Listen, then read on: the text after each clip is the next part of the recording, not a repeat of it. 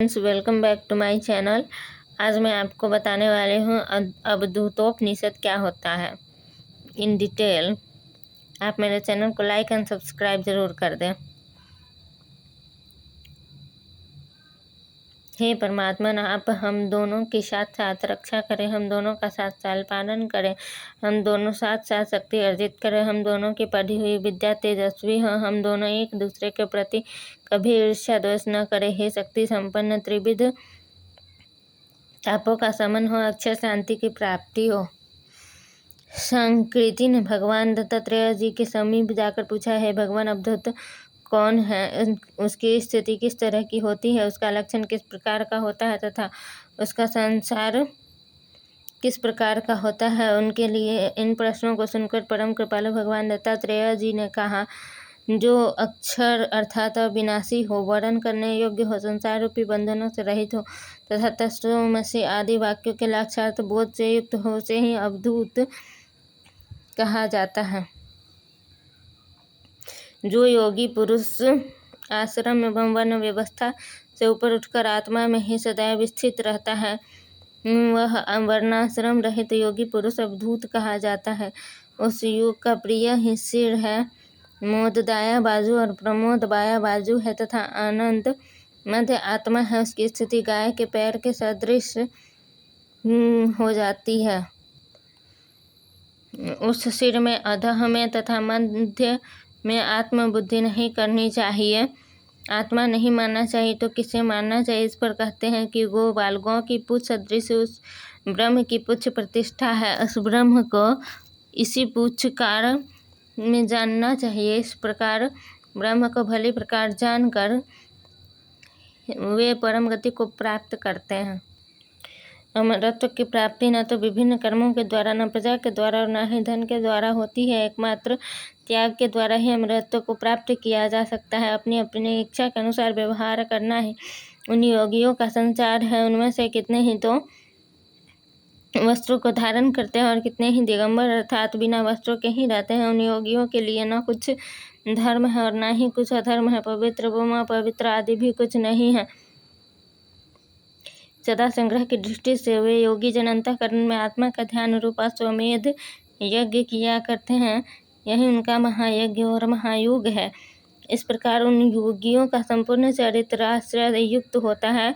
उनके इस प्रकार के चित्र विचित्र कर्मों की निंदा नहीं करनी चाहिए, क्योंकि उनकी ही उनका महाव्रत है। वह ज्ञानी मनुष्यों की भांति लिप्त नहीं होते, वह सदैव निर्लिप्त भाव से इच्छा अनुसार विचरण करते रहते हैं। जिस प्रकार सूर्य सभी प्रकार के रसों को ग्रहण करता है तथा अग्नि सभी कुछ भक्षण कर लेता है, उसी प्रकार योगी पुरुष विषय आदि भोगों का उपभोग करता हुआ भी शुद्ध होने के कारण पाप पुण्य आदि भागीदार नहीं बनता। इस प्रकार चारों ओर से परिपूर्ण होने पर भी अचल प्रतिष्ठा वाले समुद्र में जल प्रविष्ट होता है, वैसे ही योगी पुरुष सभी विषय भोगों के रहने पर भी अचल रहता है और शांति को प्राप्त है। विषय भोगों की इच्छा करने वाला कामना युक्त मनुष्य वैसी शांति नहीं प्राप्त करता। अतः सत्य बात तो यह है कि किसी का लय नहीं है, किसी की उत्पत्ति नहीं है, कोई हुआ नहीं है, कोई साधक नहीं है, कोई मुमुक्षु अर्थात मोक्ष को प्राप्त करने वाला नहीं है तथा कोई मुक्त भी नहीं है। यही वास्तविक स्थिति है। इस लोक में परलोक के कृत्यों की सिद्धि के लिए, वैसे ही मुक्ति की सिद्धि के लिए सर्वप्रथम मुझे बहुत कुछ करना अत्यंत आवश्यक था, परंतु अब यह सभी कुछ हो चुका है। इस तरह से हर एक योग का मुख्य रूप से अनुसंधान करता हुआ वह अवधूत इसी में कृत्य होता हुआ सदैव तृप्त होता रहता है। अज्ञानी जन्म पुत्र आदि की इच्छा से अत्यंत दुखी होकर संसार के आवागमन में फंसते रहे, किंतु मैं तो परम आनंद से परिपूर्ण हूँ, तब फिर कौन सी इच्छा के कारण इस संसार में पुनः फंसूँ। जिन्हें परलोक गमन की इच्छा हो वे लोग चाहे उस इच्छा से भले ही कर्म किया करे, परंतु मैं समस्त लोगों का आत्मा हूँ, सर्वलोक मैं बन गया हूँ, तो फिर मैं कोई भी कर्म क्यों करूँ। जिन लोगों को इस बात का अधिकार हो वे भले ही प्रवचन किया करे, चाहे वेदों को पढ़ते हैं पढ़ाते हैं रहे, किंतु मुझे तो इसका अधिकार ही नहीं, क्योंकि मैं तो निष्क्रिय हूँ। मैं निद्रा की भिक्षा की, स्नान अथवा शौच आदि की तनिक भी इच्छा नहीं करता। जो लोग दृष्टा स्तर के हो वे भले ही अन्य कोई कल्पना करें, परंतु मुझे किसी अन्य की कल्पना करने से कोई लाभ नहीं। अन्य लोग गुंजा की लालिमा के कारण उसमें भले ही अग्नि को प्रतिष्ठित करें, किंतु इस अग्नि से गुंजा का ढेर नहीं जलता है। तब फिर मेरे अंदर तो संसार के धर्म आरोपित ही नहीं है। इस कारण मैं किसी का भी भजन नहीं करता। जो लोग तत्व को न जानते हों वे भले ही कुछ भी श्रवण करें, किंतु मैं तो स्वयं ही तत्व को जानने में समर्थ हूँ, फिर किस लिए श्रवण करूँ। जो लोग संशय में पड़े हुए मनन करें, मुझे तो किसी भी तरह का संशय ही नहीं है। इस कारण मैं अवधूत मनन नहीं करता। जिसको विपर्यास अर्थात विपरीत ज्ञान हुआ भले ही निधि ध्यान करे, परंतु जहाँ पर विपर्यास हो नहीं वहाँ पर ध्यान की आवश्यकता नहीं होती। शरीर को आत्मा मान लेने का विपर्यास मुझ को नहीं होता, इस कारण निधि ध्यान की आवश्यकता ही नहीं पड़ती। मैं मनुष्य हूँ, इस तरह का व्यवहार भी बिना विपर्यास के नहीं होता। यह विपर्यास भी दीर्घकाल से अभ्यास में परिवासना के कारण ही होता है।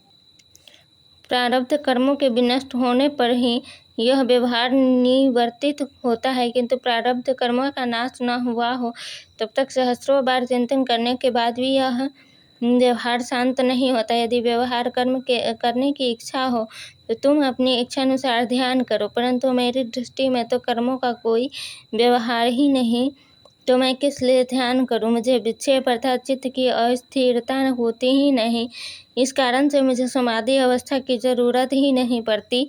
जब यह मन विकारग्रस्त होता है तब चित्त स्थिर होता है और तभी समाधि की आवश्यकता होती है। मैं तो नित्य ही अनुभव रूप हूँ। समाधि में मुझे और क्या कुछ भिन्न अनुभव हो सकता है। मुझे जो करना है वह मैंने किया, तथा जो कुछ भी प्राप्त करना है वह सदा ही प्राप्त करता रहा। इस कारण लौकिक, शास्त्रीय या फिर अन्य किसी भी तरह का व्यवहार मुझे क्यों करना चाहिए, अतः मैं नहीं करता हूँ। मुझे किसी भी बात की लिप्तता नहीं है।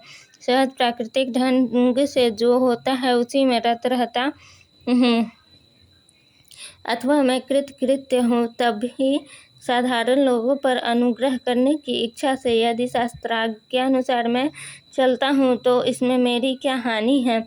देवताओं की स्तुति, अर्चना, स्नान, शौच, शिक्षा आदि में शरीर भले ही लगा रहे, वाणी ओंकार रूपी प्रणव को भले ही जपती रहे, उपनिषदों का पाठ भले ही होता रहे, बुद्धि सदैव भगवान विष्णु का चिंतन भले ही करती रहे या फिर भले ही ब्रह्मलीन रहे, किंतु मैं तो केवल साक्षी रूप हूँ। मैं अवधूत इनमें से किसी भी काम को कभी भी नहीं करता हूँ और न करवाता हूँ। मैं कृतकृत्य होने से पूर्व तृप्त हूँ, तथा जो कुछ भी मुझे प्राप्त करना था वह सभी कुछ प्राप्त कर लिया है। इस प्रकार से इस तृप्ति को ही मैं निरंतर अपने मन में मानता रहता हूँ। मैं धन्य हूँ, क्योंकि मैं नित्य अविनाशी अपने आत्म तत्व को सहज रूप से ही जानता हूँ। मैं धन्य हूँ, क्योंकि मुझे ब्रह्म का आनंद स्पष्टतया प्रकाश प्रदान करता है। मैं धन्य हूँ, क्योंकि मैं अब इस नाशवान संसार का दुख बिल्कुल भी नहीं देखता। मैं धन्य हूँ, क्योंकि मेरा ज्ञान कभी का विनष्ट हो गया है। मैं धन्य हूँ, क्योंकि मुझे अब कुछ भी करना शेष नहीं है। मैं धन्य हूँ, क्योंकि मुझे जो कुछ भी प्राप्त करना है वह सभी कुछ मैंने यहीं पर पहले ही प्राप्त कर लिया है। मैं धन्य हूँ, क्योंकि मेरी तृप्ति ही क्या इस लोक में कोई उपमा है। मैं धन्य हूँ, मैं बारंबार धन्य हूँ। अहो पुण्य, इस पुण्य की सफलता दृढ़ता पूर्वक फलीभूत हुई है। धन्य है हम सब। अहो ज्ञान, अहो सुख, अहो शास्त्र, अहो गुरु। इस प्रकार जो भी मनुष्य इस उपनिषद का पाठ करता है वह कृत्य हो जाता है।